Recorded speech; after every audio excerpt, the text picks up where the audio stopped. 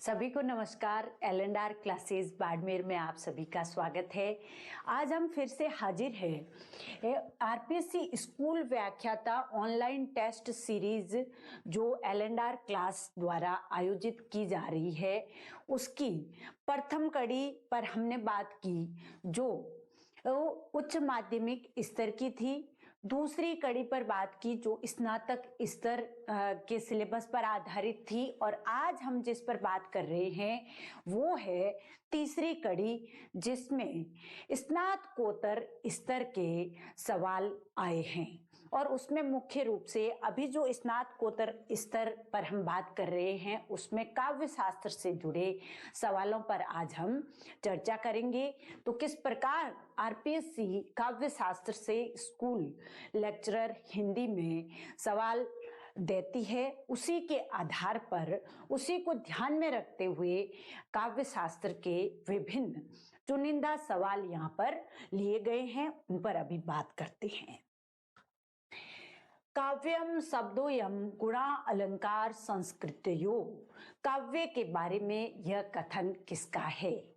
काव्य शास्त्र है तो काव्य शास्त्र की शुरुआत संस्कृत से मानी गई है। तो जो काव्य के लक्षण है, प्रयोजन है, काव्य हेतु है, वहां पर हम जब पढ़ना शुरू करते हैं तो सबसे पहले संस्कृत के काव्य लक्षण पढ़ेंगे। लक्षण पढ़ रहे हैं तो काव्य हेतु पढ़ रहे हैं तो संस्कृत के काव्य हेतु पढ़ेंगे, प्रयोजन पढ़ रहे हैं तो संस्कृत के काव्य प्रयोजन पढ़ेंगे।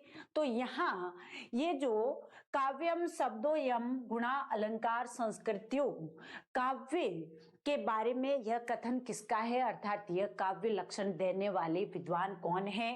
भामह, मम्मट, वामन, औदंडी।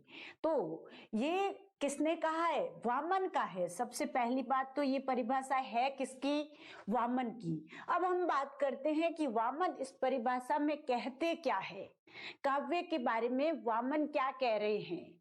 वामन से पहले भामा वगैरह हुए, उन्होंने काव्य के बारे में जो बातें कही थी उन्हीं बातों को थोड़ा और परिष्कृत करते हुए वामन कहते हैं कि काव्य में शब्द और अर्थ का सहित भाव तो रहता ही है, उसके साथ ही साथ गुण और अलंकार भी निहित हो जाते हैं। तो इस पंक्ति का अर्थ क्या हुआ? वामन के अनुसार काव्य में शब्द और अर्थ के मेल में गुणों और अलंकारों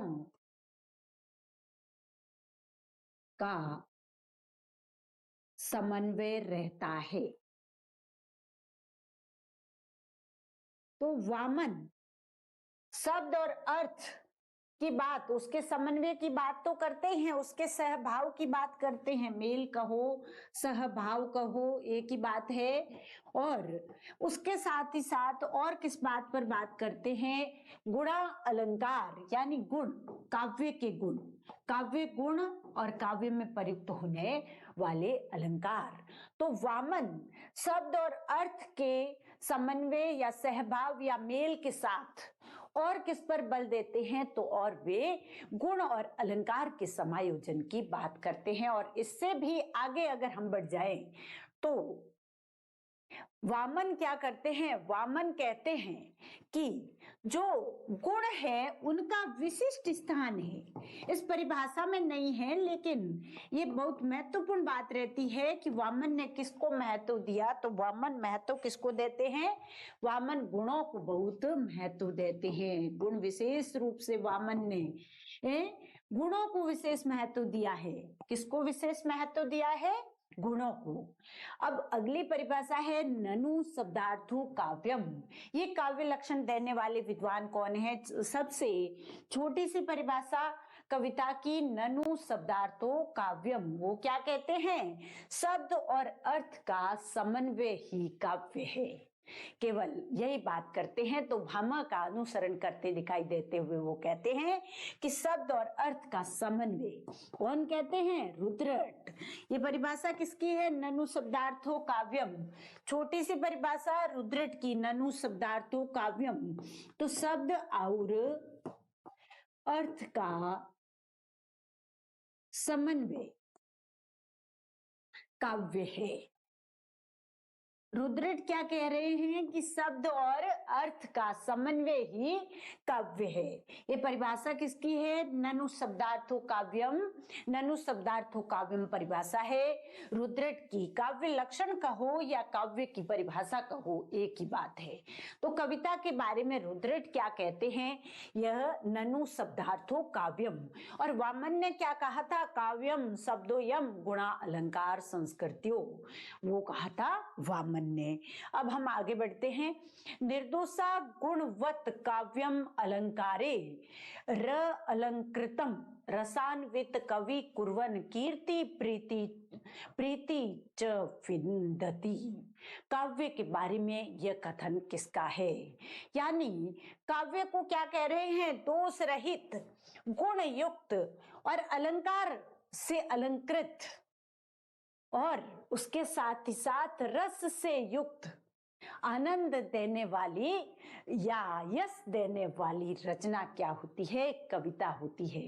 यह बात कौन कहते हैं? भोज कहते हैं अपनी रचना कौन सी? सरस्वती कंठाभरण में। ये पंक्ति किसकी है? भोज की। और सरस्वती कंठाभरण,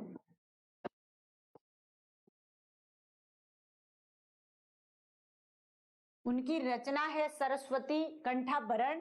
और काव्य का लक्षण देते हुए, काव्य का लक्षण देते हुए भोज ये कहते हैं निर्दोषा गुणवत काव्यम अलंकारे र अलंकृतम। यानी ऐसी रचना जो दोष रहित हो, ऐसी रचना जो दोष रहित हो, ऐसी रचना जो दोष रहित हो, गुण युक्त हो, अलंकारों से अलंकृत हो। अलंकारा अलंकृत यानी अलंकारों से सुसज्जित हो, अलंकारों से सुसज्जित हो, अलंकारों से सुसज्जित हो। अलंकारे अलंकृतम रसान्वित कवि कुर्वन, यानी रस से युक्त हो, रस से युक्त हो। यश कीर्ति यानी यश, यश प्रदान करने वाली आनंददायी, प्रीति यानी आनंददायी रचना क्या है? दायी रचना काव्य है। रचना को काव्य कहते हैं, काव्य कहलाती है।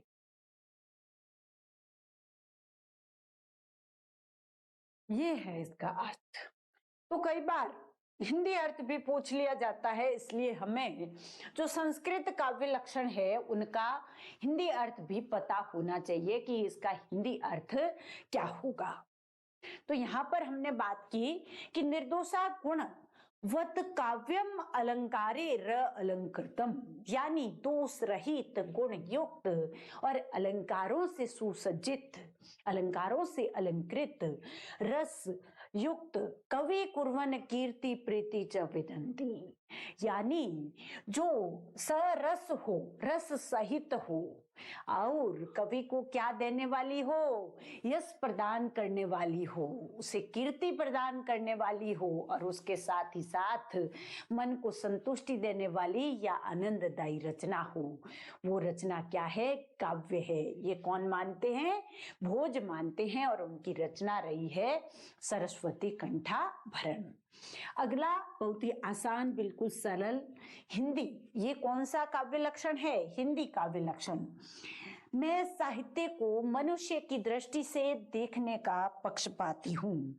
यह बात कौन कहते हैं? हजारी प्रसाद द्विवेदी। मानवतावादी दृष्टिकोण किसका है? हम कई बार बात कर चुके हैं कि मानवतावादी कैसा दृष्टिकोण? मानवतावादी दृष्टिकोण किसका है? मानवतावादी दृष्टिकोण है हजारी प्रसाद द्विवेदी का। तो इसका सीधा उत्तर हो जाएगा, मैं साहित्य को मनुष्य की दृष्टि से देखने का पक्षपाती हूं। यह परिभाषा हजारी प्रसाद द्विवेदी जी की है। फिर है कविता जीवन की व्याख्या है। अंग्रेजी काव्य लक्षण भी पूछे जाते हैं, कई बार अंग्रेजी काव्य लक्षण भी पूछे जाते हैं। कविता जीवन की व्याख्या है, ये किसका है? कविता को जीवन की व्याख्या कौन कहते हैं? हडसन कहते हैं कविता को जीवन की व्याख्या। कविता जीवन की व्याख्या है, ये किसका कथन है? हडसन का। हडसन जो कि अंग्रेजी विद्वान है, उन्होंने कविता के बारे में कहा है कविता जीवन की व्याख्या है। अगला है कवितस्य बीजम प्रतिभानाम कवितौ बीजम। अब काव्य हेतु आ गया। इतनी देर क्या चल रहे थे? काव्य लक्षण। अब जो सवाल है वो कहां से है? काव्य हेतु से है। काव्य हेतु का सवाल है कवितस्य बीजम प्रतिभानाम कवितो बीजम। काव्य हेतु के बारे में प्रतिभा को महत्व कौन दे रहे हैं? प्रतिभा को बीज रूप में कौन बताते हैं? प्रतिभा को कविता का बीज या मूल। प्रतिभा को क्या बता रहे हैं? प्रतिभा कविता का बीज या मूल है। यह कहते हैं बीजम शब्द दिखते ही कवितस्य बीजम प्रतिभा नाम कवितौ बीजम। इस प्रकार की परिभाषा आचार्य वामन की है। प्रतिभा कविता का बीज या मूल है। प्रतिभा कविता का बीज या मूल है। ये बात प्रतिभा के बारे में कौन कहते हैं? तो आचार्य वामन कहते हैं। ये हमारे कोर्सेज है जिसमें सहायक आचार्य, एक जो असिस्टेंट प्रोफेसर के पीछे दोनों एग्जाम हुए, सामान्य परीक्षा और संस्कृत शिक्षा, दोनों में ढेर सारे सवाल आए, 90% प्लस, और बहुत ही अच्छा रेस्पॉन्स रहा है। और महत्वपूर्ण बताए गए प्रश्नों में से बहुत सारी प्रश्नोत्तरी हुबहू आई है। और उसके साथ ही साथ अपनी ये जो ऑनलाइन क्लासेस है उसमें फर्स्ट ग्रेड का पूर्ण सिलेबस हो चुका है, रिकॉर्डेड क्लासेस है, उससे जुड़कर आप अपनी तैयारी को धार दे सकते हो। उसके साथ ही साथ जो सेकंड ग्रेड की अभी वैकेंसी आने वाली है उसका कोर्स भी ऑनलाइन L&R क्लासेस पर रिकॉर्डेड रूप से उपलब्ध है। उससे भी आप जुड़कर अपनी तैयारी को और अधिक मजबूत बना सकते हैं। शक्ति को ही मुख्य काव्य हेतु किसने माना है? शक्ति को ही मुख्य काव्य हेतु। शक्ति किसे कहते हैं? प्रतिभा को। लेकिन नाम शक्ति देकर के और कहा कि यही मुख्य काव्य हेतु है, ऐसा कहने वाले कौन है? राजशेखर है। ये सवाल कई बार परीक्षाओं में पूछा गया है। शक्ति को ही मुख्य काव्य हेतु मानने वाले विद्वान कौन है? राजशेखर। गुरुपदेशाद हेतु शास्त्रम जड़ धियो उपलयम। कथन किसका है? गुरुपदेशाद हेतु शास्त्रम जड़ धियो उपलयम। हालांकि ये पूरी पंक्ति नहीं है, इससे आगे भी पंक्ति है जिसमें ये कहा गया है कि ये इस पंक्ति का तो अर्थ यह है कि गुरु के उपदेश आदि से, अर्थात शास्त्रों का अध्ययन करने से कोई जड़ व्यक्ति भी बुद्धिमान बन तो सकता है। शास्त्रों का अध्ययन करने के लिए गुरु का उपदेश वगैरह लेकर के और योग्य बना जा सकता है। लेकिन किसी नई कविता की रचना करनी है तो हम मानते हैं कि उसमें तो मौलिक प्रतिभा होगी तो ही वह नई काव्य रचना कर पाएगा। अर्थात भामह प्रतिभा पर विशेष बल देते हैं। गुरु के उपदेश से शास्त्रों का अध्ययन किया जा सकता है, शास्त्र अध्ययन में पारंगत बना जा सकता है। उसमें विशेषज्ञता हासिल की जा सकती है। भामा कहते हैं कि गुरु के उपदेशों से क्या किया जा सकता है? गुरु उपदेशादद हेतु शास्त्रम जड़धियो उपलयम, यानी गुरु के उपदेश से, गुरु के उपदेश से जड़ व्यक्ति भी शास्त्र अध्ययन कर सकता है, अध्ययन कर सकता है। अब इस पंक्ति का तो इतना ही अर्थ है। अगली पंक्ति जो भामा की थी उसमें वो प्रतिभा पर विशेष बल देते हैं। इससे अगली जो पंक्ति थी, अगली पंक्ति, उसमें प्रतिभा पर विशेष बल है। आगे वो कहते हैं प्रतिभावत, यानी अगर प्रतिभा है तो ही कोई भी व्यक्ति काव्य रचना कर सकता है। अगर प्रतिभा नहीं है तो आप काव्य रचना नहीं कर सकते। सुंदर काव्य रचना, मौलिक काव्य रचना नहीं करते हैं, नहीं कर सकते, पर विशेष बल है। लेकिन यहाँ ध्यान देने वाली बात है कि कई बार एक ही पंक्ति पूछ ली जाती है, कई बार दोनों पंक्तियां आती है, पूरी पंक्ति आती है, लेकिन कई बार क्या करते हैं, एक ही पंक्ति पूछ लेते हैं। तो एक पंक्ति से भी हमें पता होना चाहिए कि ये किसकी है? भामा की। गुरुपदेशादद हेतु शास्त्रम जड़धियो उपलयम, यानी गुरु के उपदेश से जड़ व्यक्ति भी शास्त्रों का अध्ययन करने में पारंगत हो सकता है। निम्न में से कौन सा काव्य हेतु रुद्रट का नहीं है? यानी रुद्रट ने 3 काव्य हेतु माने हैं, प्रतिभा, व्युत्पत्ति और अभ्यास। ये तीनों ही रुद्रट ने माने हैं। और जो परकीर्ण है, परकीर्ण जो शब्द है वो वामन प्रयोग करते हैं। कौन प्रयोग करते हैं? वामन प्रयोग करते हैं। और परकीर्ण में वे खूब सारे लेते हैं, जैसे वृद्ध सेवा को ले लेते हैं, इसके हिस्से परकीर्ण के वापस आगे एक प्रकार मानते हैं कि वृद्ध सेवा से प्रतिभा को भी उसमें लेते हैं। वृद्ध सेवा, गुरु सेवा, उनके आशीर्वाद, वृद्धों की सेवा की, गुरु की सेवा की, उनसे जो आशीर्वाद मिलता है वो, उसके साथ ही साथ प्रतिभा खुद, ये सब परकीर्ण के हिस्से हैं। इस प्रकार से खूब सारे और भी उन्होंने बातें बताई कि एकाग्रता और खूब सारी ऐसी चीजें हैं जो मिलकर के और परकीर्ण के रूप में वामन ने उन्हें रखा। तो परकीर्ण में ही उनके प्रतिभा आती है और फिर वो प्रतिभा पर विशेष जोर देते हैं जब आगे प्रतिभा के बारे में बात करते हैं। तो इस प्रकार से ये जो परकीर्ण है उसमें प्रतिभा वगैरह शामिल है। वामन के अनुसार जो परकीर्ण है उसमें वृद्ध सेवा, गुरु सेवा से मिलने वाला आशीर्वाद, उसके साथ ही साथ चित्त की एकाग्रता, प्रतिभा, ये सब शामिल है।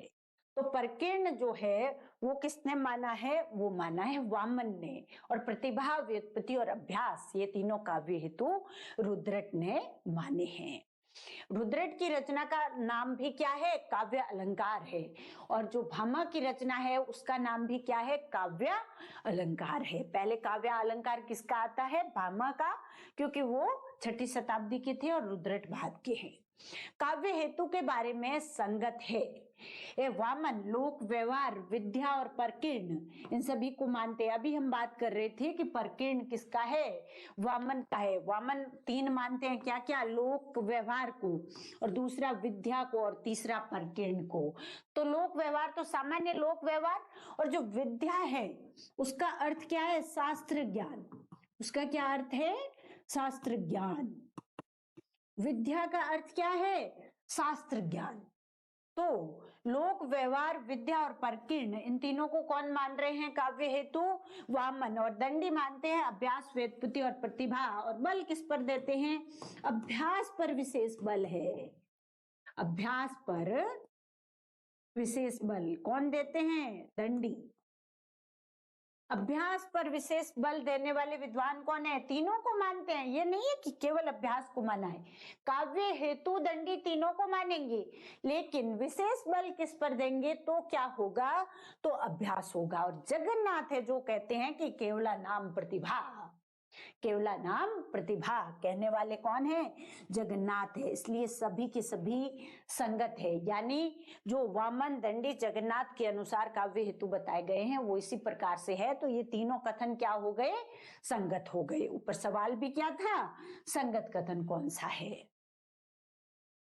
प्रतिभा को चेतना कौन कहते हैं? डॉक्टर नगेंद्र प्रतिभा को चेतना कहते हैं। बिल्कुल आसान सवाल। फिर है भरत मुनि के अनुसार काव्य प्रयोजन में असंगत है। भरत मुनि ने काव्य के प्रयोजन माने हैं कितने? 6 प्रयोजन माने। कितने माने? 6 प्रयोजन माने हैं। 6 कौन कौन से हैं? देखिए, धर्म, यश, आयु वृद्धि, हित, बुद्धि, लोकोपदेश। ये 6 के 6 है लगातार। धर्म, यश, आयु की वृद्धि, हित, बुद्धि और लोकोपदेश। ये ऐसे प्रयोजन है जिन प्रयोजनों के लिए क्या करता है? कवि कविता करता है। कवि का उद्देश्य कभी धर्म होता है कविता करने में, कभी यश की प्राप्ति होता है, कभी आयु में वृद्धि करना होता है। यानी उससे क्या होगा? आयु वृद्धि कैसे होगी? कविता करने से आनंद मिलेगा और उस आनंद के कारण आयु में वृद्धि हो जाएगी। कभी हित या दूसरे के कल्याण के लिए कविता करेगा, कभी बुद्धि बढ़ाने के लिए कविता, यानी प्रयोजन उद्देश्य है जो कभी लोक को उपदेश देना भी कविता का उद्देश्य हो सकता है। यह बात कौन मानते हैं? भरत मुनि मानते हैं। धर्म, यश, आयु वृद्धि, हित, बुद्धि और लोकोपदेश। कीर्ति, कविता व संपत्ति वही उत्तम है जो देव नदी गंगा की तरह अपने जल की शीतलता, निर्मलता व पवित्रता से सबका हित साधन करती है। बहुत ही सुंदर पंक्तियां। और यह पंक्ति किसका अनुवाद है? आचार्य तुलसीदास एक पंक्ति कहते हैं। क्या कहते हैं? कीर्ति भनिति भूति भल सोई, कीर्ति भनिति भूति भल सोई, सुर सरी सम सब कह हित होई।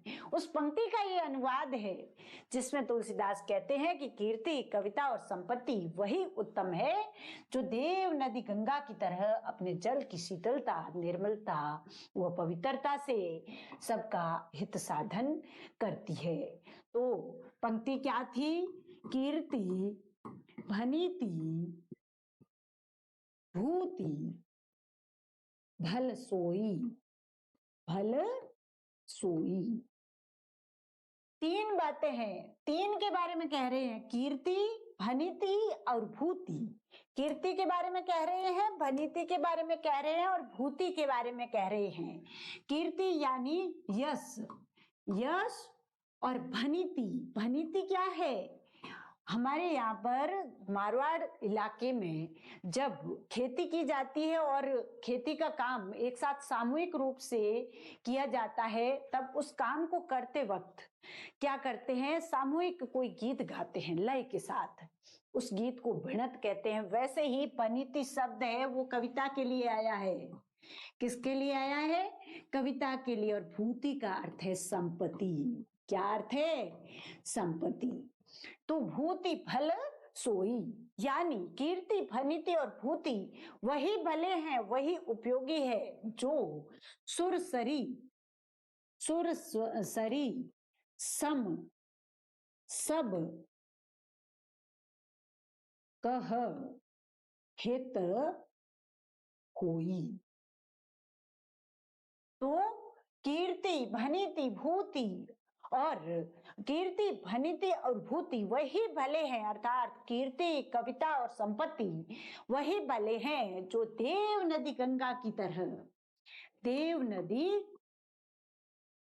गंगा की तरह सबको शीतलता प्रदान करते हैं, अर्थात सबका हित करते हैं।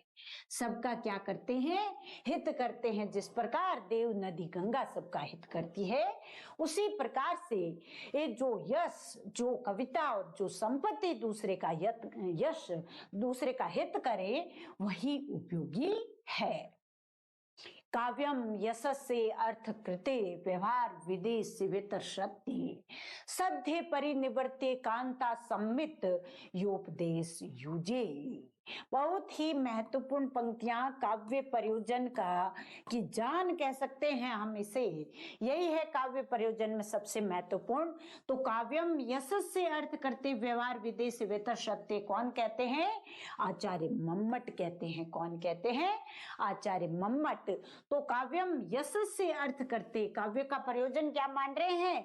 यश और अर्थ की प्राप्ति, यश व अर्थ की प्राप्ति, और उसके साथ ही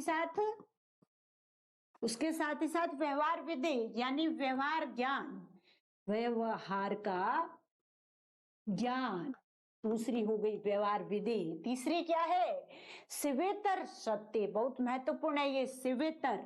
क्या है? शिवेतर। शिवेतर का अर्थ क्या है? अमंगल, और सत्य का अर्थ है नाश।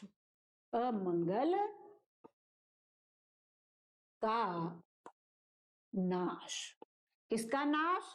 अमंगल का, यानी जो शिव नहीं है, जो शिवेतर है, अमंगल है, उसका नाश करना कविता का मुख्य उद्देश्य है। अमंगल का नाश, इसका अर्थ क्या है? अमंगल। और सत्य का अर्थ क्या है? नाश करने वाला। अगला है सद्धे परिनिवर्ते, यानी तत्काल आनंद देने वाला। जिस प्रकार से हम स्नान करते हैं तुरंत हमें आनंद मिलता है, वैसा आनंद देने वाला। सद्धे परिनिवर्ते का क्या है? तत्काल आनंद